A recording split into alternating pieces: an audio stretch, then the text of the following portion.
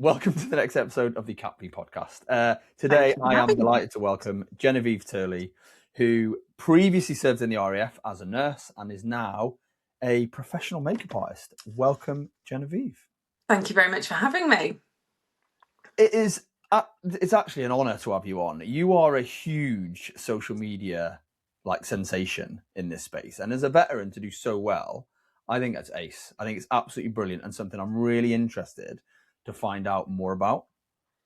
Thank you. I always find it funny when people use the word sensation because I'm British, so I instantly start going, that's so silly.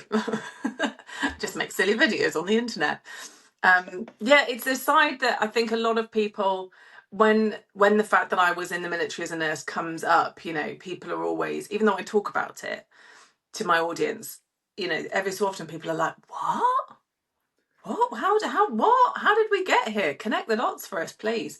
It's a very big pivot, but one I'm very glad I made. It's funny, right? So this is a podcast I usually do with my brother. Unfortunately, he's not here. He's at work. But my wife is like, that's your little hobby. You do your podcast. You do you, good for you. And Helen's a massive fan of yours and was like, have you thought about getting this lady on? I was like, was she ex-military? Helen was like, yeah, she was at RAF, Burns nurse. I was like, let me have a look at this. I was like, oh my God. So it's honestly, it's brilliant to have you on. Having, again, someone who's working in the creative space, in this content space, which probably wasn't available 10 years ago. And to now make, Well, I wasn't on it.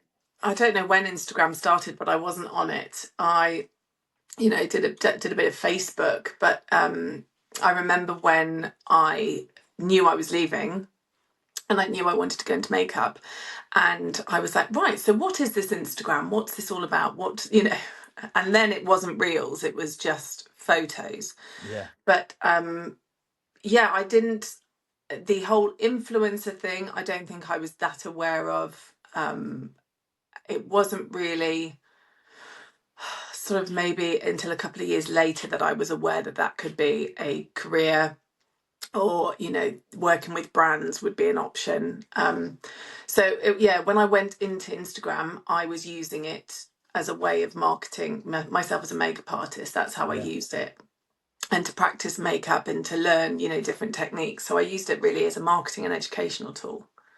It's amazing because a lot of the guests that have been on, have come from areas of the military where social media is almost like frowned upon. It's like you don't overshare on social media, and then when they're leaving and have a business, you're naive to not throw yourself into social media. Absolutely, it's a free platform. It's free marketing. It's free marketing. Yeah.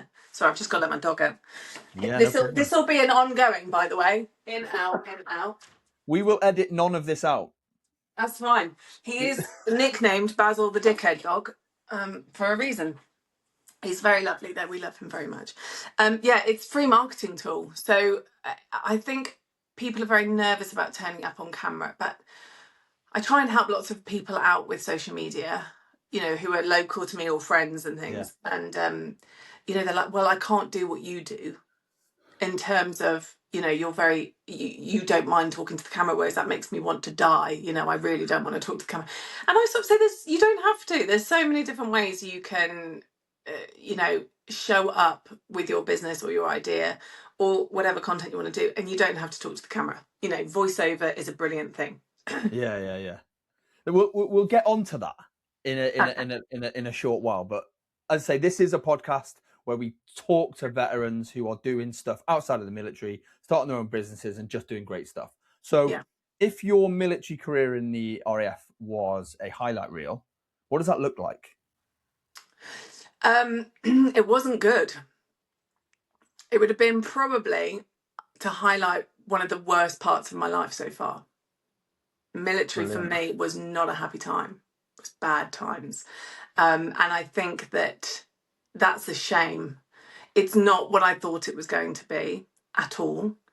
And if anyone's listening and thinking about going to the military and now they're like, what the fuck? It's so down to who is your manager and who's in charge of you. And that's not a reflection of everyone. I think I had a very bad experience. I was just unfortunate with the eggs that I was put in the basket with. I've also met lots of nurses who were brilliant and I would have loved to have worked alongside. But my experience was not a good one. I am not an anxious person, but I had anxiety when I was in the Air Force. It's a shame. Yeah, it is. No, it is a shame. I think it's a shame that, as I say, people's actions can ruin your experience and potentially ruin your career. Do you know what I mean? Because people are the army and the military is a meritocracy, and unfortunately, because of that, people want to promote. And it's usually like a little bit of time or a lot of bit of time, a little bit of quality, and you have that sometimes that people where people think I am more important than what's going on, and it is a shame that it was a tainted career. Were you a nurse before you joined the RAF, or did you train in the RAF? Ah, right. Yeah, stupidly I trained before. Yeah. Because if I'd have trained in the forces, I would have not been in any debt, and I'd have probably had quite a bit of money in the bank before I started. I was an idiot.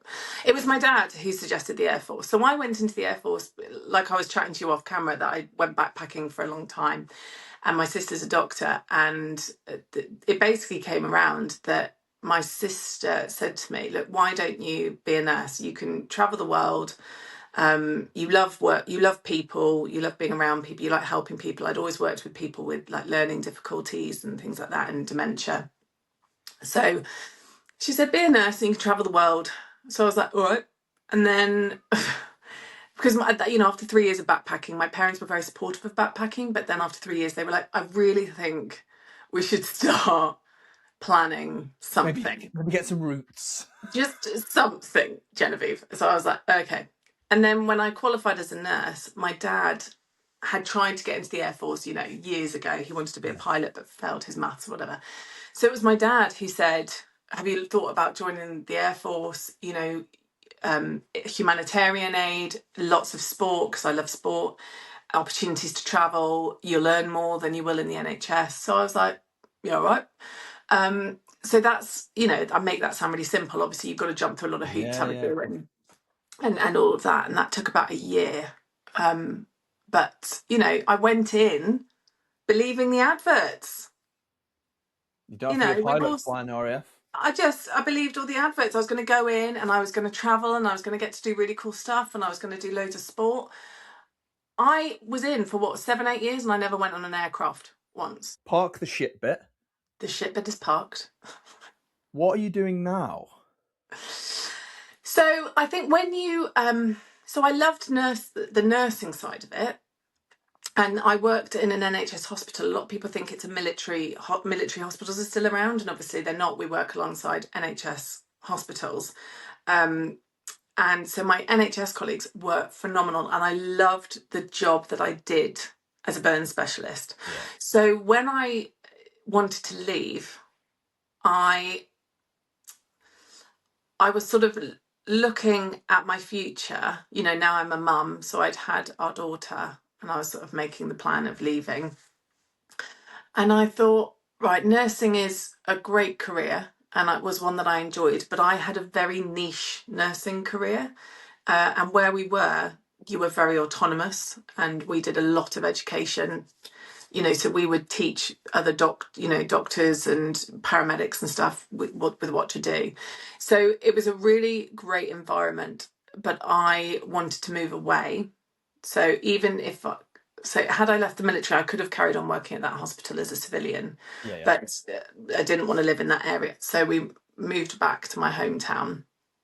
And the nearest burns unit is Birmingham, and that is like doctor-led. So it would have been a very different environment and not one that really interested me. And also Birmingham would still be an hour away. Yeah. So I sort of thought, well, what areas of nursing would I also be interested in? And it was palliative care. And burns would have been a very good skill to bring into that, because obviously you can have lots of skin issues within the palliative care area. And the reason why I thought palliative care is because it would take me back to the roots of what I loved about nursing, which is that rapport, the relationship, the proper care, giving my patient time, which, as we all know, nurses in NHS environments we get less and less of. I wasn't mad about, science. I was always mad about people and making people feel good.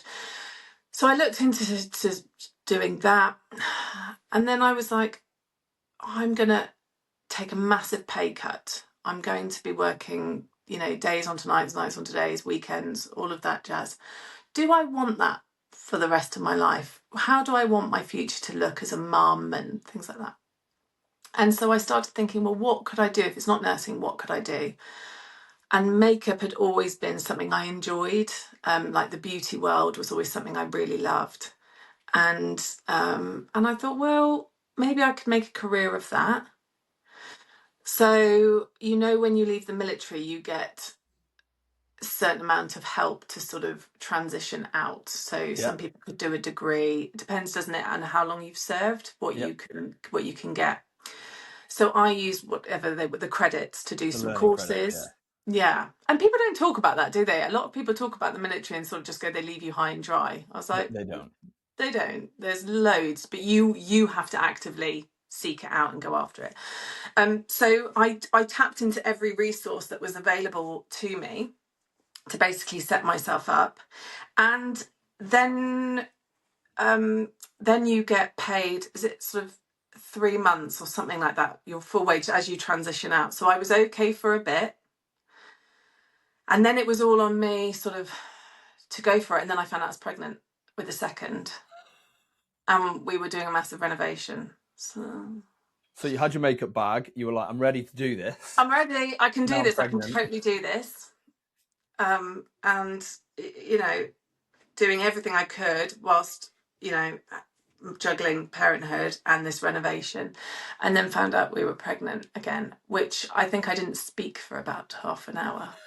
Sat on the toilet, staring at my husband, and my husband was obviously really happy, and I was happy, but I was just sat there. Well, what I did is I looked at my daughter, who was just rolling around the floor, and I was like, but I just did it. You're just here. I've just done that. I've just done it.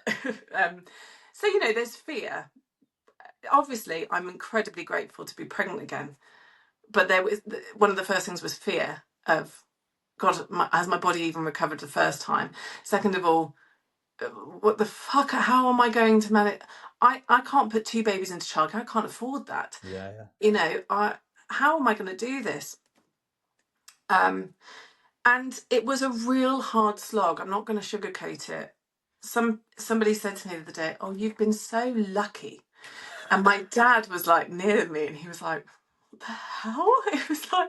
He's like, what part do they think this was? He said, you worked your arse off. He said, you did what some people just aren't prepared to do.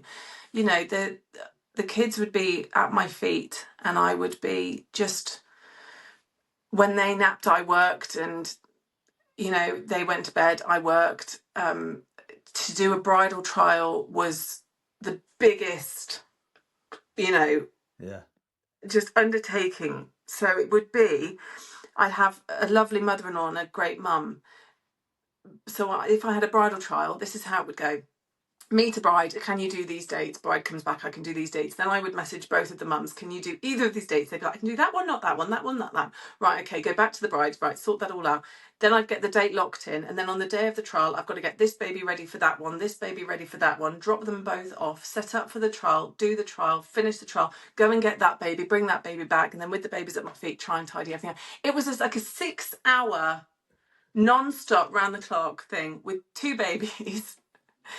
I'd never had psoriasis before. I was covered in psoriasis from the stress. I was exhausted. I was ill constantly. But the reason why I was prepared to do it is because I was constantly just like, you will look back and go, I'm really glad I kept going. I'm really glad I kept going. And, it got busier and work was coming in, and you just do it. You just find a way. I saw the light at the tunnel, I suppose. So, Jen, was the plan to be a wedding, bridal? That's what I'm going to do. That's how we're setting up my business. I'm going to yes. go so weddings and bridal stuff. Yeah, because of where I live, if you want to do editorial and like you know, fashion and magazines, you need to be in London, and those all come in last minute. So with having young children, I knew I was never going to be able to be in that world. And so bridal was obviously a lot of it was weekends, a lot of it's mishmash now. But so my husband was able to, you know, work in the week and then have the kids when I did the weddings. So it worked well in that sense. And it meant that I could be around with the kids in the way that I wanted to be. I would have liked to have been able to put them in childcare a bit more, but, you know, you have the guilt, don't you? I feel 100%. that my daughter got to have me because I had paid mat leave with her. I loved it. I absolutely loved it. You know, when people would say, God, this is hard, I'd have to lie to them and be, because I knew they were struggling, but I wasn't. It was everything I wanted in my life. I was the happiest I'd ever been when she was born, and no one was going to burst my bubble, and so I got to really enjoy her. And then when our son was born, I don't remember that first year. I really don't. I was just trying to just keep going. So I feel guilty for not really absorbing it and taking it all in. And then I feel guilty to my daughter because I didn't get to enjoy her as a toddler, but I did get to enjoy my son because she was then in her 30 hours of free childcare. And then I said to my husband one day, why am I feeling fucking guilty about all of this? They don't bloody remember. They will remember none of this. None of it. None of it. What they will remember is that mum picked us up from school, dropped us up from school, mum was present, mum was around in the evenings, because, and that was always the goal. If I can make this work, I can have the balance that I always wanted to have. You know, so, and that's what I've managed to do. So even though in my world I'm like, God, did I really enjoy it when they were really young, because I was working so hard or trying to make this business a success. But then I just think, well, I did my best. I did my best with the situation I was in, and look at where we are now. Like, I think as parents, you know, I mean, I've got 5 kids. I've got 3. I know. Well, I say I've got 5 kids. Technically, I've got 3 kids. Okay. Because my 2 eldest are family. No, my 2 eldest are functioning adults. They pay tax, so they are no longer kids. Ethan's 23, Cameron's 20, Isla is 17 or coming 17 this year, and then marriage 1.0. Yeah. And then I'm married again, and we have a 7-year-old and a 5-year-old. There's 23 months between Theo and Emily. 23 months. 1 school year because of September and August. And it is like we put ourselves under so much pressure to make sure like we do everything, and they go to all the clubs and they make sure they do everything. And it's so hard.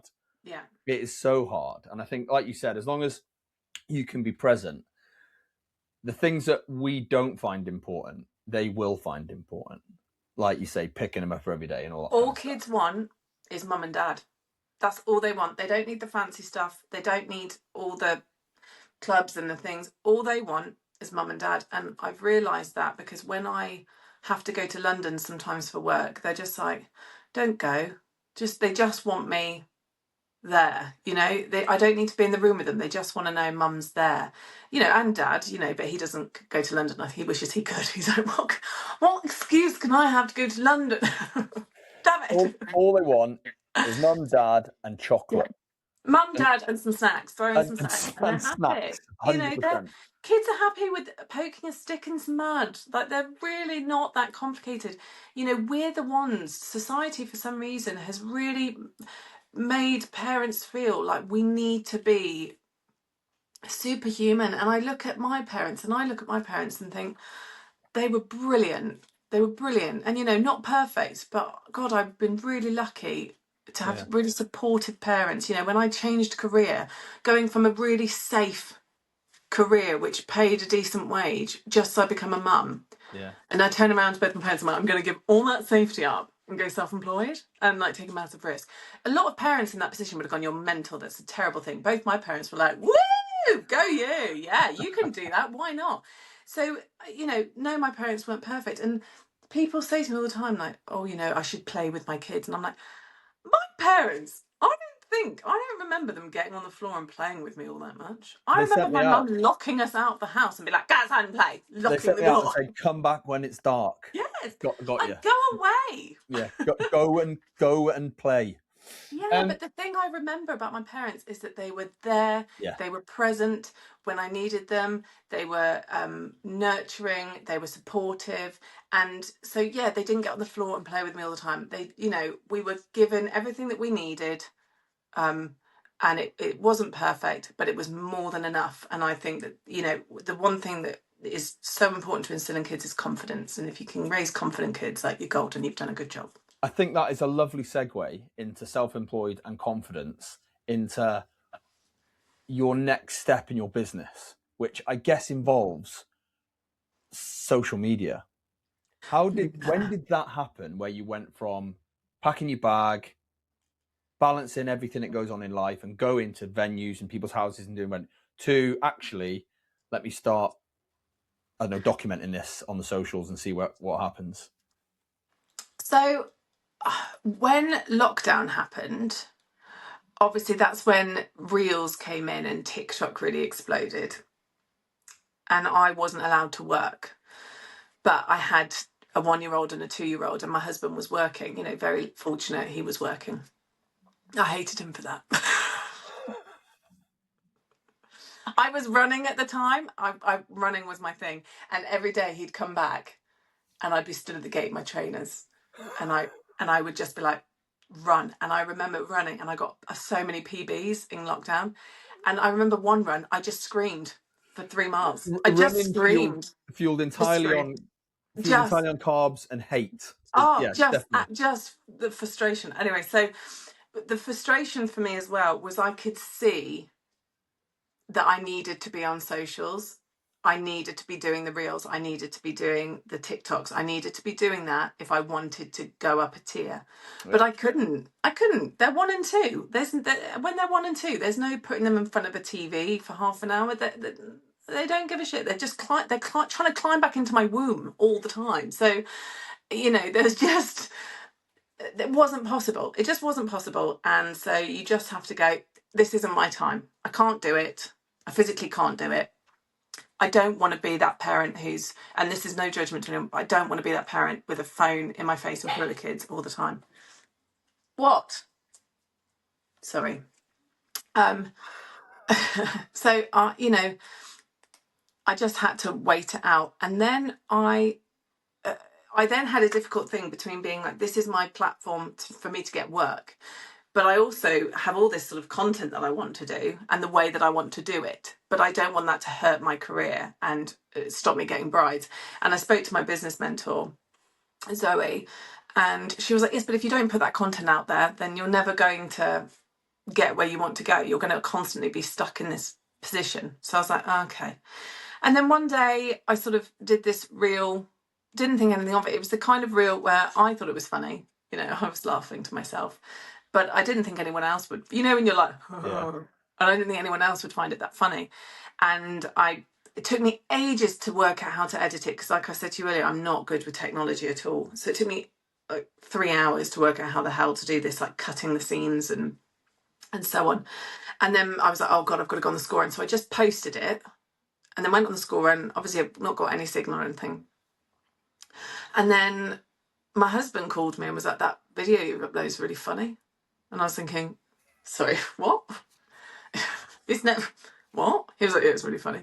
And then my brother-in-law, he either called me or texted me and was like, yeah, it's really funny what you posted. And he's like an A&E consultant, really busy at work. So I was like, sorry, I'm really confused what's going on right now. And then I got home and it was getting shared. The Kardashians were commenting on it. It was just went nuts.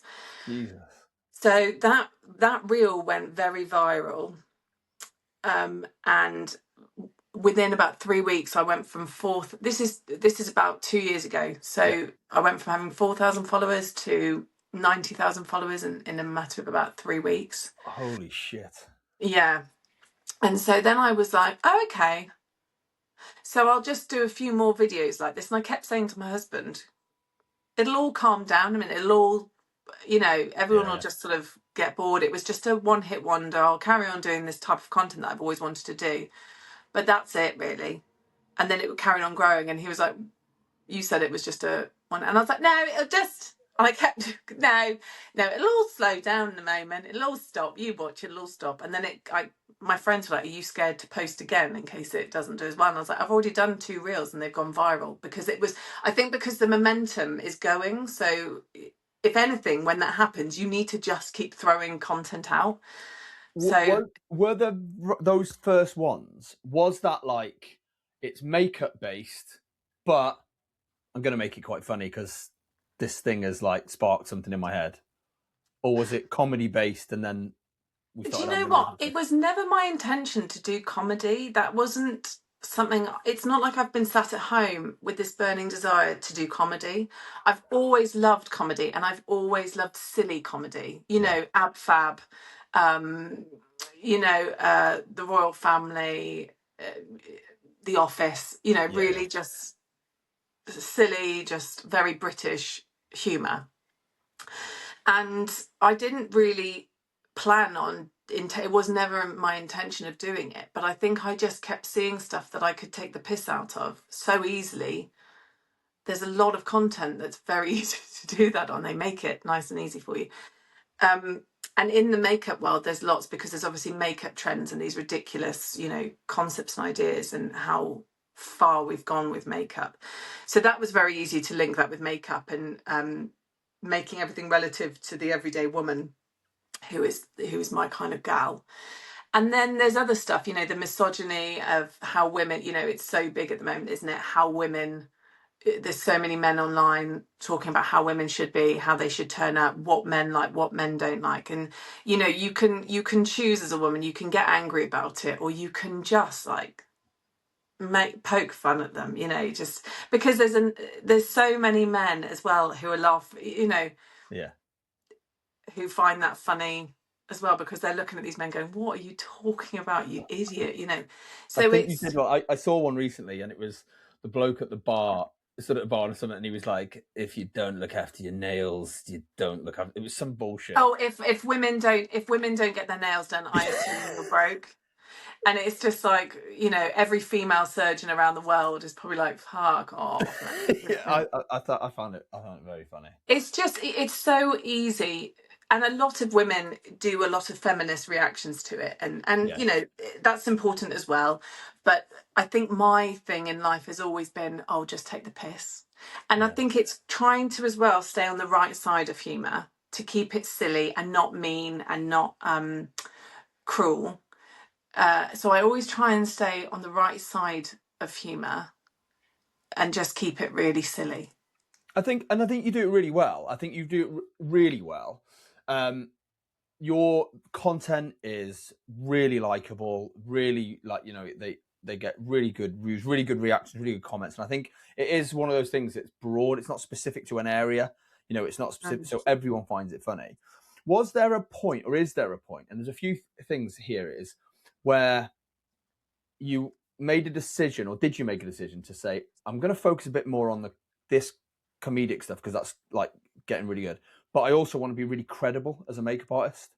And how do you get the balance of both? Because you are a really credible makeup artist on the telly box, you know, OK Magazine. You've got loads of like brand stuff all the time, and you know, and it's like there's two sides of it. There's the makeup side, which is really, really good, and then there's the comedy side, which is really, really good. Yes, it is trying to find the balance. My lovely agent Fifi will occasionally message me, bit more makeup, you know, a bit more, bring it back in, you know, because sometimes the comedy stuff will come in waves, you know, and I'll just be like, boom, boom, boom, boom, boom, and then I'll be like, oh shit, I haven't done any makeup stuff. And I need to also make sure that the audience who are coming in are the right people as well. I mean, you know, I have way more women than men, which is understandable. But I do get some men message and they go, oh, I follow you because I send it to my wife, you know. And sometimes I think men follow because they think if I'm picking up her makeup product, I'm like, this is really good. I think sometimes they're like, I'll get really good kudos. This is a win. Yeah. So, and I think if their wife finds out that they're following me, it doesn't look dodgy. because it's like I don't turn up looking really fit, so I don't think women are threatened by me if their husband follows me. So I do have to try and keep a balance of everything. But I do like to, what I'm trying to show brands is that comedy works in makeup. Makeup's been this very serious space for a long time. And I was talking to lots of makeup artists just this week, actually, and they were like, what you're doing is brilliant, is because our content has been serious, because that's the way we've sort of been told we need to present it. But you're sort of the first person stepping in and going, comedy will work. And I have had to sort of have big conversations with brands about concepts. I've put one in this morning and I'm waiting for their response, because I know it will work. Yeah. But I understand that it's a gamble for them, because they're like, oh my God, but this is a risk. So I did some content with Trinny Woodall back in November, because she's got this amazing brand, Trinny London. But Trinny is a really good laugh. She's really good fun. She's got great sense of humour. She's a real advocate for women and women in business. And so I was like, said to her team, because I've worked with them a few times, so they're familiar with me. And I was like, I've got this concept in my head. It was nothing paid. It wasn't an ad. It was just, I want to show the beauty world that comedy works. And so I said, is Trini up for doing this? I mean, it was good for her brand, so they were like, yeah, she's really up for it. But, it wasn't filmed in November, a really busy time for a female founder of a business. And she gave me sort of 2 hours of her time. And I was like, right, this is what you need to do. And you're going to do this and you're going to do that. And she's like, okay, sweetie. And she just delivered brilliantly. Have you seen it? We're in the back of the taxi. Not seen yet. Oh, okay, I'll have to send it to you. So it's basically just a comedy thing that I had in my head, that I was like, I need to do this with a brand. Trini will be up for it. And she was, and that did very well. And so by doing things like that, I can sort of show that to brands and go, comedy works. And if you're doing comedy, then people who are watching don't switch off when it's an ad, because they're wanting to see the punchline or how this ends. Yeah. And so it does work. But yeah, in answer to your question, yeah, it does have to be thought through a bit. I watched, so a bit of a guilty pleasure in our house, and I have like zero shame, is we like watching Glow Up, right? Oh yes, Like, Val. I've got zero shame in it, zero shame. And you did a thing with Val on Glow Up, and I was like, because Glow Up's an incredible program to see what you say is like, you see makeup as art, and what some of the crazy people do on there is fascinating, and that's why we like it. But like Val and that, they can take themselves quite serious, but there's always a comedy bit to it. Do you know what I mean? It's quite lighthearted but quite serious. So I think, you know what I mean, it must be a bit mad that you started businesses, thinking I'll be a makeup artist, and now you're working with Trini and Valorana and like these huge brands, and it must be mad. It's crazy. I mean, Sophie Ellis-Bextor slid into my DMs when I was filming with Michael Douglas for ITV with Katie Piper to be like, would you be on my podcast? I was like, what the fuck is my life? When did this happen? I don't understand. Like, I was like, yes, of course. You're Sophie Ellis-Bextor, Murder on a dance floor, of course. Like naturally. Of course, I'll come. I'll do whatever you want me to do. And so, that and who else? There's been several, like Val Garland was like, oh, can we do some content together? And I was like, yeah. And she was, can I do your makeup? Yeah, you can. And Celeste Barber, I don't know if you're familiar with Celeste Barber. She's like a huge Aussie who does very similar content to me, but she does it more mocking the outfits and the way women turn up on social media. But again, very good at staying the right side of humour, but she does it very, very well. And she does tours in the UK. She's doing one this year as well. But she's got a makeup brand called Bowie. And so the brand were like, Celeste's going to be in London. She wants to meet up with you and do some content. And I was like, brilliant. Yes, let's make that happen. And, that was a real highlight. So, yeah, I am sometimes just sat there going, fuck, this is really cool. But also, they're very normal folk. And they are... how they present themselves to you is exactly who they are. So there was no sort of surprises of meeting Trini, and she presents herself as this really fun, eccentric woman, and then she was really dull and boring. You know, she is exactly as she shows up. So I feel very, very lucky to be doing what I'm doing and the opportunities that I'm getting. It's brilliant. And someone said to me the other day at netball, are you really shocked at where your career is now? And I answered really quickly. I went, no. And she went, oh. And I was like, well, no, because why not me? And why not? If you work really hard and you put yourself out there again and again and again, why not? You know, you're as in it as this is the great thing with social media. You've got the same opportunities as everyone else if you're good enough and if you work hard enough at it. You know, there's space for everyone. And that's the best thing about social media, is that people who are comedians or actors or, you know, have got a brand or an idea, social media has enabled that to take off in a huge ways. So it's brilliant. But, you know, some people who come to my page now and start following me, they won't realise necessarily that I was slogging away on social media for 5 years before that, with, you know, no one really watching me and doing anything. So I think sometimes people think, oh, well, you got really lucky, something went viral and that was it. And it's like, kind of, but there was a lot of work that went into it. Yeah, you're just missing the 5 years of The work. 5 years of just absolutely nothing work and happening. Struggle and no income and yeah. So I totally get it. I don't think there's a few people who say when we talk to them like, yeah, I just feel really lucky that this. I don't put it down to luck at all. No. I think if you work hard, you believe in what you're doing, and you take advantage of opportunities, then, like you said, why not? Why the not? luck comes from, for me, the luck comes from being born in England, being born to great parents, having great, good, really good, solid friends from a young age, having a good partner who supported me. That's the luck. But, you know, everything else is sort of circumstantial, isn't it? You know, this is what, going back to the confidence in kids, you know, my parents from a young age, me, my brother and my sister all would say we've gotten where we are in our careers because our parents were always like, you're capable, you can do it. You know, not saying you can do anything, but, you know, my sister thought she wanted to be a doctor but didn't think she'd get the grades. You know, my dad and my mum went into the school and they were like, she wants to do this, do you think she can do it? What do we need to do? You know, and then they went home and then sort of instilled in it, no, the school think you're capable, we think you're capable, what can we do to support you?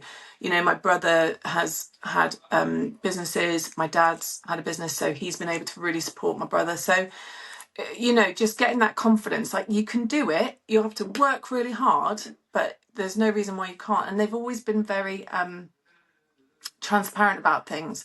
So, sorry, let me shut the door. I remember when I chose, because, you know, speaking very clearly, I was born into a very fortunate circumstance. My dad had a good job, bought a beautiful house in the country. So I was, you know, born into a very nice lifestyle. And I remember when I wanted to go into nursing, my dad and my brother sat me down and they said, look, we think it's brilliant that you want to be a nurse and what a fantastic career. And they said, but you do need to understand that you are going to be skinned. And, you know, you can work really hard, but you will be skinned. As long as you're driven by, like, care and, you know, that feeling of, like, you know, being a good person. I mean, that doesn't pay your mortgage, but it's nice. Yeah. Yeah. So they were like, look, the most important thing, my parents always said the most important thing is to be happy. Happiness is key. If nursing will fulfill you and make you happy, then it's the perfect career. But you need to understand that you will struggle financially. It will be tough. And, you know, that's just the way it is. So you have to understand that you won't have the lifestyle that you were born into. Not that we had some lavish lifestyle, but, you know, unless you marry someone who's got more money, you won't live in a big house in the country, you know. And so he just had that really honest conversation with me and I was like, yeah, I still want to do it. And they were like, cool. Yeah, I totally get it. With regards to, like, what you're doing now and what's next, obviously you've got a I get, is it what we calling it, a stage show, a live show in Laughter Yes, Lines in London? laughter lines. So this is a big one. Because like we were saying off camera, there's a big difference between me sitting at home and editing a video a few times and taking a few takes to do a funny video to being on stage. The concept of the show is that I bring some silliness and education together. So yes, there will be like me chatting with the audience and sort of a bit of storytelling. And then it will be me doing one sort of makeup tips and the other one like a makeup look on someone who's sort of my age and someone who's sort of my mum's age. So I want people to leave there going, I feel really uplifted. I've had a really good time. I've taken away some really key pointers that I'm going to try and do myself. And I feel better about myself, because a big thing about the world that I'm in is that I know that women's self-confidence is pretty much on the floor, and it gets worse past 40. Not for every woman, but for a majority of women. So I try and take up that space of going, we're actually going to go into the aging idea, the concept of aging positively. And, our background is medics. We know all too well how quickly things can change. And so perhaps that is ingrained in us to have a better relationship with aging. Sometimes it's not until something happens to somebody, like someone that they love, that they go, oh God, I need to have a better relationship with, and be more accepting of aging, because it's a privilege and all of that. But I think when you've been medical, you've already got that ingrained in you. Burns, God, go and hang out in a burns unit for a day. You'll soon be really grateful for those fine lines on your face, because you're so glad your face moves because you haven't got a burn on your face. So it's to try, and all of my content really is to try and uplift women. That is the basis of it. So the plan is to do this live show. It's the 10th of May at Leicester Square Theatre. It's going to be really good fun, like the perfect place to bring your mum, your sister, your aunt, your best mates, and just go and have a really good time. In the future, I would love to do a book, a silly book, not a really serious one. I'd love to do a podcast like what you guys are doing. There's lots I want to do. I think you've, through your hard work, and being a totally credible makeup artist, being really funny, you've created a platform where you can. And I think genuinely, that whatever you do part next is going to be successful. The laughter lines going on the stage will be brilliant. It's at Leicester Square. Do you know what I mean? That's mad. When they sort of came to me and said, we want you to do a live show, I'm a big believer in do the things that scare you and just say yes. Just say yes and work it out later. You are making yourself really vulnerable doing that. I'm not worried. Being on stage talking to people, that doesn't bother me at all. It's the thought of, what if I don't sell out? What if no one buys? What if no one comes? That's the sound in the back of my head. That's where that fear comes from. And I just think, well, okay, then no one comes, but you tried. And I just think better to try and fail than never to try at all. And people who want to see you fail are really unhappy souls. And people who do want you to, there's enough people who want to see you do well and succeed, and they're the people in your corner and stuff. So I just think life is so short. The aim is to be happy, however happiness, that to me is success. When people talk about success and they go, it's always sort of financial things, isn't it? Like, success to me is having the house and doing this and doing that. And I'm always like, success to me is about being happy. That's the goal. That's always been the goal. I've no ambition for huge wealth. That's never been it. To be comfortable, sure. No one wants to struggle to pay their mortgage each month. That's not fun. But to be happy, and life is good now. I say now because it's been really hard. With this house alone, this renovation project, it's taken us 3.5 sodding years, it's nearly broken us. So now we're in it. The kids are really good. They're at great age. Our son's 7 next month, so 7 and 8. Work's good. my husband's tutoring back to work slowly. You know, a lot to be grateful for, a lot to be thankful for, and, you know, hopefully lots of exciting stuff in the future. But I'm very lucky with the people who follow me, and that I do feel like they're sort of cheering me on as well. That I've got a good group. I'm lucky. Jen, honestly, it's been an absolute pleasure speaking to you. An Oh, absolute hearing your story, and like, you know, seeing what you've created as a, you know, you're a brand, and I think people want to work with you. And again, I've mentioned it a couple of times, but nailing the blend between comedy content and being really credible at your craft, I think, you know, that's something that's pretty impressive, and not everyone gets it. You know, someone can be really thank credible at you. their craft and just not lean into the other area or not market themselves well enough. You know what I mean? Or they could be solely the other way, where it's like, it's all right being funny, but there's no substance. And I think your blend, you know, it speaks to many people, and I think yeah, you should be really proud of what you're achieving. Thank you. Yeah, I am really proud of it. But I think you know what it's like when you're quite an ambitious person. You're always looking at the next thing, and sometimes you don't always remember to, you know, look at what you're doing. I mean, when I go to bed each night, I don't know what you're like, but when I close my eyes to go to sleep, I always go through a gratitude thing in my head. You know, like, I'm so grateful that the children are safe and well in bed. I'm really grateful that my husband's here next to me. I'm really, you know, and you sort of go, I'm really grateful for if it's been beautiful weather, you know, and I go through a gratitude list in my head.